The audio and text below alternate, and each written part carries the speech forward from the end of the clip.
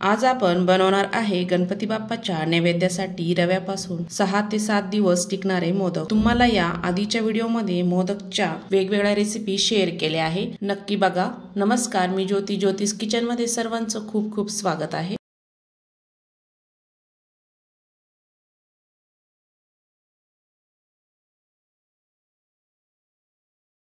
साहित्य बघूया। मी इथे मोठी अर्धी वाटी रवा घेतला आहे, बारीक रवा घ्यायचा आहे। अर्धी वाटी पिठी साखर घेतली, छोटी अर्धी वाटी साजूक तूप घेतलं, 2 चमचे गुळ घेतला आहे, 6 ते 7 काजू, 5 ते 6 बदाम घेतल्या, अर्धा कप दूध घेतलं। सर्व साहित्य बघितलं। गॅसवर आता कढाई ठेवली आहे, त्यामध्ये आपण साजूक तूप टाकून घेणार आहोत। 2 चमचे मी इथे साजूक तूप टाकून घेतलं, रवा टाकला।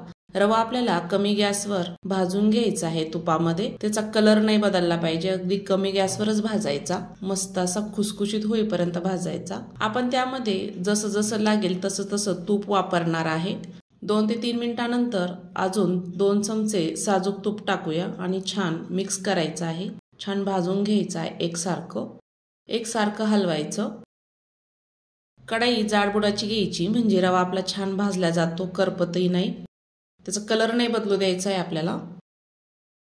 रवा भाजण्यासाठी मी इथे 4 ते 5 चमचे तूप वापरला आहे। 7 ते 8 मिनिट लागली, रवा आपला छान भाजला आहे।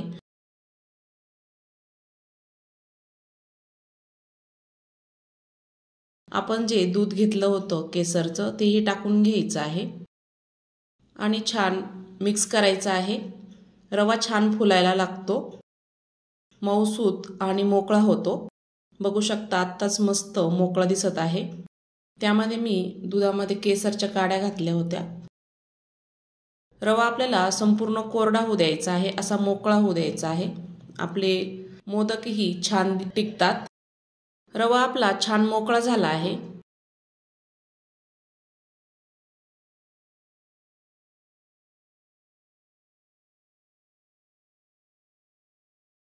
मऊ असा दिसत आहे। त्यामध्ये पिठी साखर टाकून घ्यायची, इलायची पावडर टाकायची आणि मिक्स करून घ्यायची आहे पिठी साखर रव्यामध्ये। त्याला आता जरी रवा मोकळा वाटत असेल, पण पिठी साखरला पाणी सुटतं। साखर अजिबात वापरू नका, पिठी साखरच वापरायची आहे। गॅस आपल्याला अगदी कमीच ठेवायचा आहे, एक 2 ते 3 मिनिटं मिश्रण मिक्स होईपर्यंत। गॅस मी इथे चालूच ठेवला आहे। 2 ते 3 मिनिटं आपल्याला छान असं मिक्स करून घ्यायचं आहे, पिठी साखर वितळेपर्यंत। छान मिक्स झाला आहे, पाणी सुटलं आहे। त्यामध्ये 1 चमचा आपल्याला तूप टाकायचं आहे आणि छान एकजीव करून घ्यायचं आहे।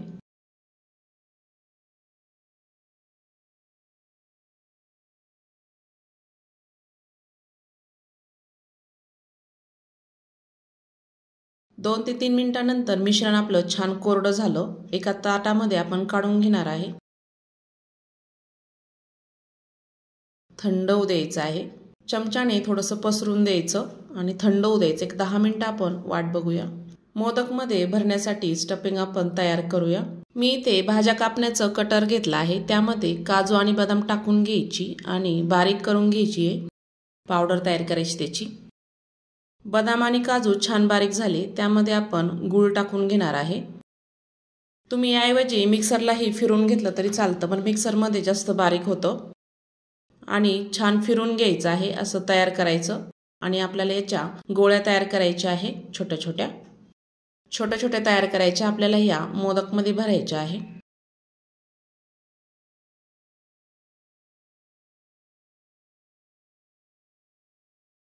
ह्या पद्धतीने तयार करायच्या, मस्त मोदक होतात। हे मोदक तुम्ही फ्रीजमध्ये 6 ते 7 दिवस ठेवू शकता, मस्त आरामशीर टिकतात।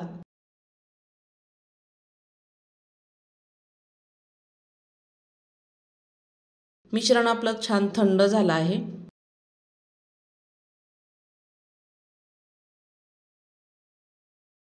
मोदक करायला घेऊया। मी इथे एक साचा घेतला, त्याला थोडं तूप लावून घ्यायचं आहे दोन्हीही बाजूने। असे मोदक बनवले ना, गणपती बाप्पाही खुश होतील।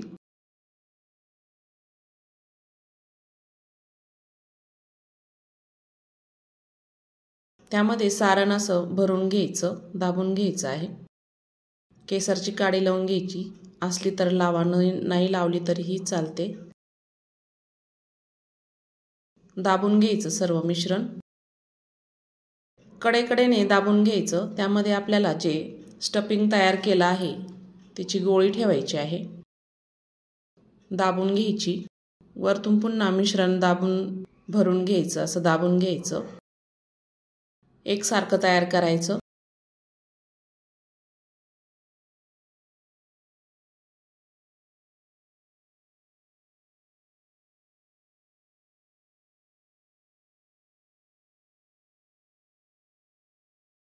आणि मोदक चेक करूया। बघू शकता मस्त असा रव्याचा मोदक तयार झाला आहे। ह्या पद्धतीने नक्की तयार करून बघा, किती छान तयार झाला आहे। लुसलुशीत आणि तोंडामध्ये टाकताच मस्त, जब जिभेवर चव विसरणार नाही असा मोदक तयार होतो। दुसराही मोदक आपण असाच तयार करून घेऊया। असे रव्याचे मोदक नक्की तयार करून बघा। ज्यांना वेळ नाही त्यांनी असे करून ठेवल्यावर रोज गणपती बाप्पाला नैवेद्य देऊ शकता तुम्ही। बनवल्यानंतर फ्रीजमध्ये ठेवायचे म्हणजे छान टिकतात। अशा पद्धतीने मी सर्व मोदक तयार करून घेणार आहे। ह्या गणेश चतुर्थीला नक्की तयार करून बघा रव्याचे मोदक। आणि हो, आजचा व्हिडिओ कसा वाटला, आवडला असेल तर ज्योतिष किचनला नक्की सबस्क्राईब करा। हा व्हिडिओ कुठून बघत आहात नक्की कमेंट करून सांगा, लाईक करा, शेअर करा। आपल्या चॅनलवर नवीन असाल तर नक्की सांगा। पुन्हा भेटूया अशाच नवीन रेसिपी सोबत, तोपर्यंत धन्यवाद।